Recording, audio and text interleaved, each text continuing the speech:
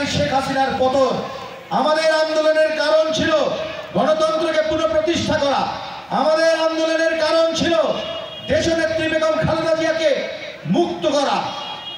আমাদের আন্দোলনের কারণ ছিল আমাদের প্রিয় নেতা শহীদ রাষ্ট্রপতি জিয়া রহমানের জ্যেষ্ঠ পুত্র তারেক রহমানকে স্বদেশে ফিরিয়ে নিয়ে আসা, আইনের শাসন প্রতিষ্ঠা করা, সুশাসন প্রতিষ্ঠা করা। আমরা কিন্তু পূরণ করতে পেরেছি। আমরা এই আন্দোলনের মাধ্যমে শেখ হাসিনার পতন করতে পেরেছি। কিন্তু এখনো দেশে আপনাদের, আমার, আপনার সকলের ভোটের অধিকার কিন্তু এখনো ফিরিয়ে আনতে পারি নাই। 3 প্রজন্ম জানে না ভোট কি জিনিস। আমরা আমাদের গণতন্ত্রকে পুনঃপ্রতিষ্ঠিত করতে পারি নাই। আমরা এখনো আমাদের প্রিয় নেতা তারেক রহমানকে এদেশে ফিরিয়ে আনতে পারি নাই। আমাদেরকে এখনো সেই সব পুলিশরা পাহারা দেয় যারা 5ই আগস্টের পূর্বে আমাদেরকে গুলি করে হত্যা করেছিল।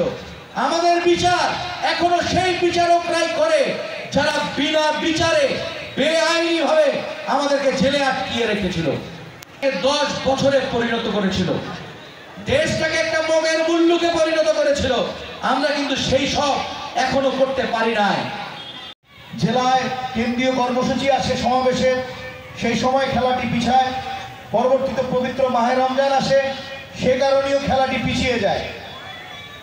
এবং সর্বশেষে আজকের দিনে ঈদের পরবর্তী সময় আমরা কেউই যারা বিএনপি করি, যারা বিএনপি মনা, যারা প্রতিষ্ঠা করতে চায়, যারা হক কথা বলতে চায়, তাদের কণ্ঠকে রোধ করে রাখা হয়েছিল।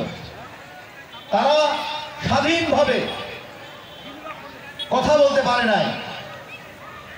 কারণ কি? এই ফ্যাসিস্ট আওয়ামী লীগ সরকারের কারণে।